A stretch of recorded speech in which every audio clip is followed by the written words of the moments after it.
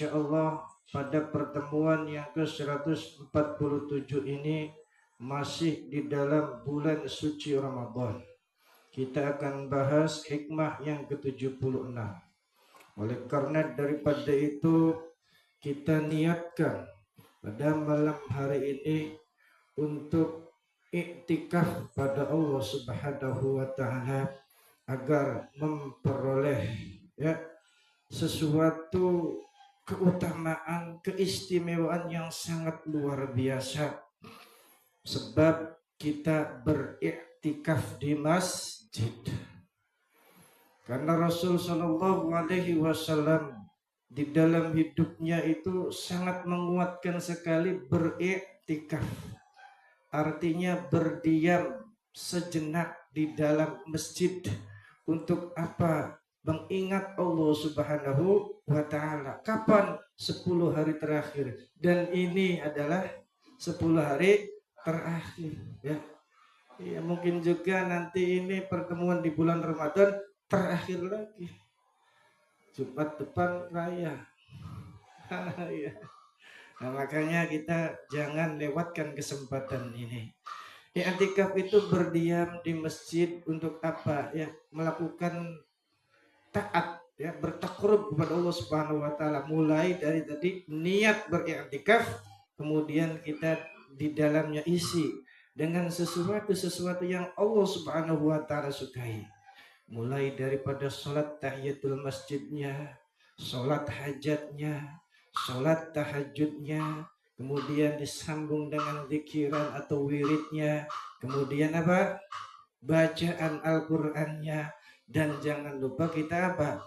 Bermunajat, meminta kepada Allah Subhanahu wa taala. Semoga apa yang diinginkan ya kita panjatkan, kita doa ya setiap saat Allah Subhanahu wa taala berikan ya apa yang kita doakan pada malam hari ini. Amin ya rabbal alamin. Kemudian pada malam hari ini pula tadi kita akan bahas hikmah yang ke-76 di kitab Al-Hikam karya Ibnu Athaillah As-Sakandari nomor 51 baris terakhir. Bismillahirrahmanirrahim. Min jahlil muridi, sebagian daripada kebodohan si murid, ayyasi al-adaba, ia berbuat salah, berbuat dosa, al-adaba dengan su'ul adab di hadapan Allah Subhanahu wa taala. Fatukhurul uqubatu, maka diakhirkan siksanya anhu darinya. Fayaqulu, kemudian berkata, laukana, seandainya hadza, hal ini, su'a adabin, merupakan kesalahan atau dosa, laqti'a, maka benar-benar diputus al-imdadu, karunia atau pemberian Allah tersebut, wa aujabal ibadu, dan pastilah ya Allah jauhkan hamba tersebut.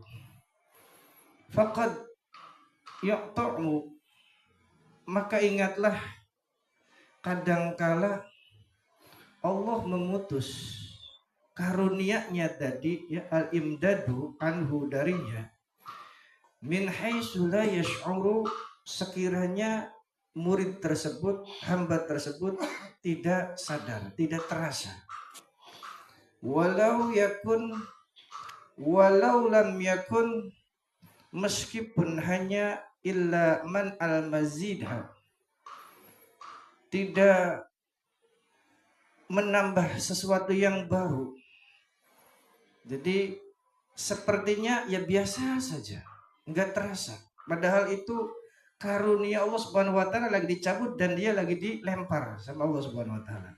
Wa qad yaqa'u, Dan kadangkala ketika Allah Subhanahu wa taala jauhkan hamba tersebut maqamal bu'di, pada suatu kedudukan yang sangat jauh sekali, wahwa halnya murid tadi, halnya hamba tadi, la yadri, tidak tahu, walau lam yakun, ya, meskipun demikian, ya, illa ayyahlika, Allah memberikan suatu kebebasan pada murid tersebut, wama turidu, dengan sesuatu yang diinginkan murid mengikuti hawa nafsunya. Panjang banget ya. Jadi ini peringatan untuk kita semua bahwasanya orang-orang yang soleh, orang-orang yang hebat ya di hadapan Allah Subhanahu wa taala ternyata tidak semuanya lulus. Tidak lulusnya mereka itu bukan karena ibadahnya salah, bukan. Ibadahnya mantap cer, bagus, tidak ada yang cacat. Tapi su'ul adabnya dia di hadapan Allah. Nah, su'ul adab ini biasanya manusia atau hamba Allah Subhanahu wa taala itu mengira sesuatu yang ia dapatkan atas karunia yang Allah Subhanahu wa taala berikan bukan dari Allah, tapi dari dirinya sendiri, dari jerih payahnya sendiri, dari jungkel maliknya sendiri, karena dia itu sering apa? Mungkin sujud sehingga dapat sesuatu itu, dan dia klaim, akui seperti itu. Nah, suul adab seperti itu. Nah, orang-orang yang suul adab seperti itu nanti Allah Subhanahu wa taala akan deskripsikan di sini betapa Allah Subhanahu wa taala itu benci. Allah Subhanahu wa taala murka kepada orang-orang yang suul adab. Ya, jangankan jauh dari itu ya, artinya hubungan kita dengan Allah. Kalau kita suul adab saja dengan sesama manusia, ya, walaupun ini sangat remeh, dia itu orangnya pada saat hubungan sosialisasi, ya, bergaul, dia terapkan suul adab, ya. Ketika ngasih sesuatu lempar saja, padahal tujuannya bagus, ya, ngasih dilempar, ya. Karena suul adab seperti itu gimana?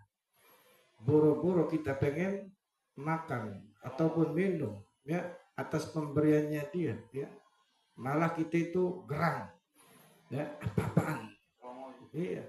Nah, makanya itu ketika kita terapkan dalam kehidupan sehari-hari kita, orang yang suul adab itu sangat dibenci, dan Allah Subhanahu wa taala pun seperti itu. Makanya tanda kebodohan seorang hamba Allah Subhanahu wa taala, yakni mungkin murid-murid yang lagi ingin mengenal Allah Subhanahu wa taala, jika ia berbuat salah, ya, dalam suul adab, ya, ketika beradab dengan Allah Subhanahu wa taala, lalu Allah Subhanahu wa taala tidak langsung menghukumnya. Artinya memberikan sesuatu di situ, ya, tidak langsung. Nah, itu bahaya. Nah, apalagi nanti dia berandai-andai, nah, andai kata ini adalah sesuatu yang salah atau dosa. Nah, kalau seandainya itu memang benar salah dan dosa, dan itu memang suatu kesalahan seorang hamba Allah, kesalahan sang murid ketika di hadapan Allah Subhanahu wa taala menerapkan suul adab. Nah, tentu nanti itu akan menjadi sebuah hijab dan dosa. Nanti akan diputus karunia-Nya oleh Allah Subhanahu wa taala. Dan Allah Subhanahu wa taala akan jauhkan model orang yang seperti itu. Cuma ingat, ketika Allah Subhanahu wa taala menjauhkan antara kita dengan Allah, kita sendiri enggak sadar. Sehingga seolah-olah kita itu ya dalam ibadah ya benar baik. Seolah-olah kita itu ya normal saja, enggak ada yang salah gitu. Tapi di mata Allah, ya, di hadapan Allah kamu salah besar. Nah, makanya hal itu harus kita awasi, ya. Jangan kita suul adab di hadapan Allah Subhanahu wa taala. Karena apa? Ada kalanya nanti ketika Allah Subhanahu wa taala sudah putuskan karunia-Nya ya, kemudian juga ya, di sana jauhkan oleh Allah Subhanahu wa taala, dia tidak mengetahuinya ya. Nah, makanya dengan hal itu kita harus hati-hati, terapkan ya. Benar-benar kita di hadapan Allah adab yang baik. Ya, adab yang baik itu biasanya apa? Ya timbul daripada hati yang murni karena Allah, bukan tercampur dengan yang lainnya. Kalau tercampur dengan yang lainnya bisa jadi nanti kita itu ya tidak sadar ya, kita dihinggapi su'ul adab di hadapan Allah Subhanahu wa taala. Dan putusnya karunia bantuan Allah Subhanahu wa taala merupakan awal daripada tembok penghalang kita antara kita dengan Allah Subhanahu wa taala. Jika sudah kita terhijab, maka kita nanti pada saat lagi ibadah, pada saat kita lagi zikir, pada saat lagi kita menyebut Allah dan Allah tidak bisa kontak. Tidak bisa hadir pada Allah Subhanahu wa taala. Jadi apa? Kita nanti ya gugur. Ya, tidak lulus dari perhatian Allah Subhanahu wa taala. Karena apa? Yang datang justru hijab-hijab di dalam hati kita. Nah, makanya kita harus ya tadi hati-hati dengan itu. Pokoknya kita jangan suul adab di hadapan Allah Subhanahu wa taala. Meskipun kita sudah top lah ibadahnya, ya zikirnya sudah oke. Jangan terapkan suul adab. Dan tanda ya kita mendapatkan taufik atau pertolongan Allah Subhanahu wa taala ketika kita berhubungan dengan Allah. Itu yang pertama, kita apa? Mudah mengerjakan amal-amal yang baik ya. Meskipun mungkin kita tidak ada niat dan kita tujuannya bukan untuk berbuat baik, tapi dimudahkan. Ya mungkin yang ada di sini sebagiannya, lah kabar manit pengen kayak baik. Lah tujuannya pengen berbuat sesuatu hal yang baik. Tapi Allah mudahkan. Nah, itu ciri daripada Allah Subhanahu wa taala memberikan taufik kepada seseorang. Kaligane ku gampang baik gaya perbuatan baik. Kemudian yang kedua, dia itu kalau berusaha berbuat maksiat, berbuat dosa, ya, tapi dia itu selalu ya terhindar, dilalah, iya, susah berbuat maksiat. Dan itu adalah orang yang dikaruniai oleh Allah Subhanahu wa taala berbuat taufik wal hidayah. Ya. Luar biasa. Dan yang ketiga, ketika kita itu ya di dalam hidupnya akan selalu terbuka baginya kebutuhan dan hajat. Jadi seolah-olah dia itu selalu butuh dengan Allah, selalu butuh dengan Allah, selalu butuh dengan Allah Subhanahu wa taala. Sedangkan orang-orang yang dihinakan oleh Allah Subhanahu wa taala sebaliknya dari yang tiga tadi yang sudah disebutkan. Yang pertama, dia itu sulit beribadah meskipun sungguh-sungguh. Dan yang kedua, dia itu yang mudah bermaksiat walaupun kita sudah ya menghindarinya. Nah, dan yang ketiga, dia itu tertutup hajatnya, pintu hajatnya. Artinya apa? Dia itu artinya susah dalam hidup ini berdoa kepada Allah Subhanahu wa taala. Seolah-olah ya dalam hidup ini terhadap Allah dia tidak membutuhkan Allah. Dan itu adalah orang yang dihinakan oleh Allah Subhanahu wa taala. Bismillahirrahmanirrahim. Kemudian juga di dalam hal ini Syekh Abu Sulaiman Ad-Darani itu berkomentar bahwasanya Allah Subhanahu wa taala itu pernah mewahyukannya kepada salah satu nabi, yaitu Nabi Daud.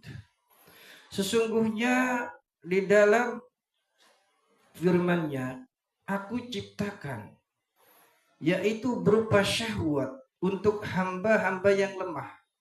Artinya apa? Kalau orang-orang yang kuat, orang-orang pilihan Allah, hamba-hamba Allah, maka di situ terhadap syahwat yang ada di dalam dirinya tidak akan mengikuti syahwatnya.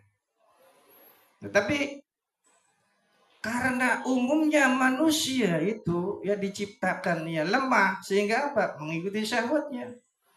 Nah, makanya di dalam hal ini Nabi Daud itu diingatkan, janganlah hatimu tertawan oleh syahwat-syahwat yang ada, keinginan-keinginan yang ada di dalam dirimu. Ya, sebab apa? Sebab yang namanya syahwat tadi itu ya akan membuat di situ Allah Subhanahu wa taala cabut rasa manis cinta kepada Allah Subhanahu wa taala di dalam hatinya.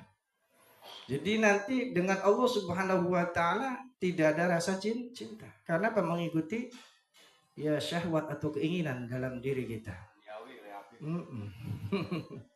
Dan syahwat itu ingat akan mengurangi kelezatan ketika kita bermunajat dengan Allah Subhanahu wa taala. Dan jika engkau itu bisa mabuk, bisa terlena dengan adanya syahwat, ya, cinta kepada sesuatu makhluk ketimbang Allah Subhanahu wa taala, maka mereka itu ya selain Allah tadi lagi merampok dirimu di tengah perjalananmu untuk mengenal pada Allah Subhanahu wa taala. Maka ya kita harus berupaya. Pokoknya berupaya, usahakan kita meninggalkan syahwat-syahwat yang ada. Dengan apa? Ini di bulan puasa. Dengan puasa, insya Allah itu akan menutup lubang-lubang syahwat yang ada. Makanya kata Syekh Ibrahim bin Adham, kalau seandainya kita itu pengen mulia hidup di dunia ini, maka tutuplah ya syahwat-syahwat yang ada di dunia ini membuat kita lupa kepada Allah. Kita menutup kemuliaan dengan kita buka pintu kehinaan. Artinya hidup mewah kita tutup, kita hidup sederhana dan biasa saja. Agar apa? Kita mulia di hadapan Allah Subhanahu wa taala. Dengan puasa, iya bisa seperti itu. Kemudian juga kita tutup pintu nikmat-nikmat yang ada, yang biasanya kita itu ya jor-joran menikmati katakan makanan dan minuman yang ada. Coba kita buka pintu kesulitan dengan adanya puasa. Kemudian juga kita tutup pintu yang namanya kita malas-malasan istirahat. Dengan kita Pak membuka pintu perjuangan di dalam diri kita meskipun dalam kondisi puasa. Tuh. Ya kalau kita pengen mulia di hadapan Allah seperti itu ya. Orang yang hebat ya, hamba sejati. Kemudian juga kita tutup pintu ya, di situ tidur kita. Untuk apa? Buka pintu jaga kita, artinya banyak kita tidak tidur. Ya seperti ini, terjaga ya, mengingat Allah, zikir, bermunajat. Ya, insya Allah kita akan mulia nanti hidup di dunia ini. Kemudian juga kita tutup pintu kaya dengan kita membuka pintu kemiskinan. Karena dengan kita menutup pintu kekayaan, membuka pintu kemiskinan, nanti kita akan ya di situ lebih mudah ya merasakan betapa Allah Subhanahu wa taala itu sangat memperhatikan kita. Tapi kalau seandainya kita itu ya masih ya tadi membuka pintu-pintu kekayaan yang ada, maka ya kebanyakan ketika kita itu banyak harta ya kita melupakan yang memberikan harta tersebut. Tapi kalau seandainya saya makan ya dalam hidup itu dengan adanya harta, bukan saya tambah lupa, tambah kita itu bersemangat mengingat Allah. Malah saya itu di situ ya tambah bergairah dengan Allah Subhanahu wa taala. Ya bagus, ini mah hanya pendapat daripada salah satu ulama tasawuf ya. Karena kebanyakan orang itu ya bisa mengenal Allah, dekat dengan Allah ketika dibuka pintu kemiskinan ya, sehingga apa? Dia merasa butuh dengan Allah Subhanahu wa taala. Dan yang terakhir, menutup pintu-pintu harapan ya dengan apa? Membuka pintu maut. Ingat dengan mati, dengan seperti itu wis beres kabeh. Insya Allah kita akan menjadi orang yang nomor satu di dunia ini. Berat kabeh jekang. Ya wis, sing gampang-gampang baik. Kita apa? Latih dengan puasa. Insya Allah kalau seandainya kita puasa Ramadan ini bisa kita lalui dan ikuti dengan baik, akan menjadi orang yang nomor wahid di hadapan Allah Subhanahu wa taala. Wallahu a'lam bishawab. Oke. Mari kita